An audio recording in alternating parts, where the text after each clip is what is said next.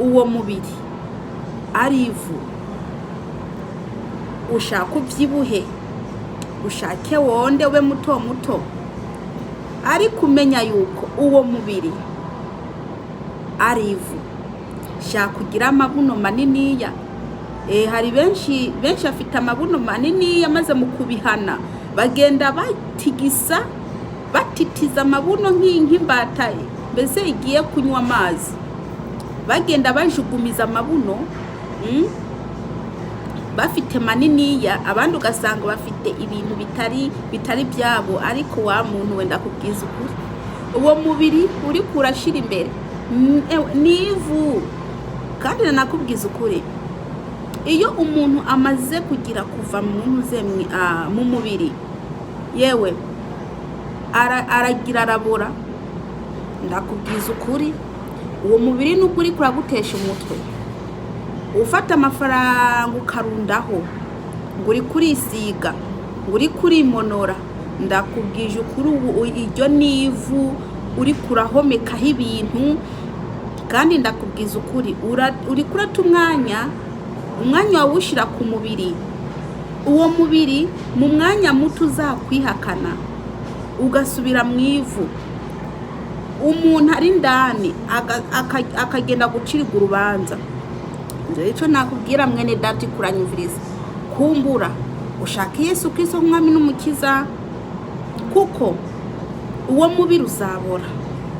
Nubwo muri ko murawushira imbere, bamwe ugasanga baranikiye amabere, ugasanga abandi banitse amatako hanze ntiwareba, bakibagira n'abo ari bo. Bafata amatako bagashyira hanze bakibagira n'abo ari bo. Ariko ndakubwiza ukuri, wiryo nivu uri kuragenda werekana, ukumbure ufuke kandi wihane. Nukuri pe, harahiriwe ufite Kristo muri we, harahiriwe ufite Kristo muri we. Shaka ufite isura nziza, urupfu ntiruzagutinya disi. Shaka ufite ibuno rininiya, urupfu ntabwo ruzagutinya. Shaka ubuseka neza rwose, shaka uba wipodora, abagabo bahe bose bakureba gushima.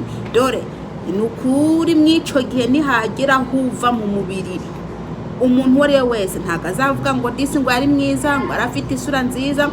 Kuwo munsi bazakubwira kuri umupfu. Yewe shaka ukurikire Yesu, shaka ukurikire Yesu mwene data, kuko Yesu Kristo ashaka wihana. Burya iyo abonye abantu benshi bari kubarata umwanya wo kwishiraho ibintu mu maso, mbese ese mwagumye uko muri mwabiki koko, uko muri mugumye uko nguko mwabiki ko muri beza rwose.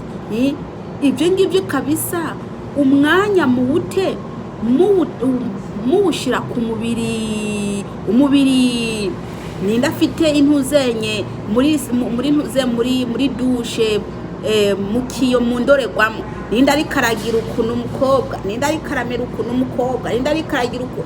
Reka ndabwire bene data, iki ni kibiri ni kivu. Ikivu rero kizasubira mu ivu cyavuyemwo. Kumbura ushake Yesu, ndakubwiza ukuri, ni wakira Yesu nk'umwami n'umukiza wawe. Ntago ndiko ndakubwira ati umwami gusa, n'umukiza, ukamugira uwo mwami n'umukiza wawe, nukuri uzaba ufite ikintu gikomeye. Ureke guta umwanya wo gushaka imibiri, nguri kuri bodora, nguri kurambara kamini buno ngiryo wahenuye mu gutambuka, ukagenda utitiza intuze nyamabuno. Mu Kiswahili bavuga ngo ni hamsini ngo mia, hamsini mia. Utitiza ayo mabuno yawe, uyatitiza usumbyaho. Ndakubwiza ukuri cyo ndivu uri kwatitiza, mu gihe kiri imbere kizasubira mu ivu, kuko nivu. Icyo kintu uri kurashukisha abagabo, reka ndakubwira, aho ngaho mu gatuza ugenda wanikiye amabere akagenda ari hanze, uri kurereka abasore ngo bagware ikizunguzungu, bagwe aho ngaho. Ndakubwije ukuri, uwo n'umubiri nivu. shaka ukumbure wakire Yesu Kristo umwami n'umukiza wawe, kuko Imana ishaka ko mwihana. Yesu ashaka ko muva mu byaha. Nimuve mu byaha, mwambare mwikwize, mwabakobwa mwe n'abamama, mwabasore mwe mwabagabo mwe, nimwikwize, mwambare mwikwize, mwe kwambara gukabutura, mureke kwambara ubuntu bubafashe, nimwambare mwikwize, mumere nk'abakristo. Reka ndababwire, umuntu atazihana ngave mu byaha, yewe nta juru ufite mwene data, yewe ntago ndiko rwose, ntago ndiko ndaguhumuriza ngo guma wibereye mu byaha ngo uzaja mu ijuru.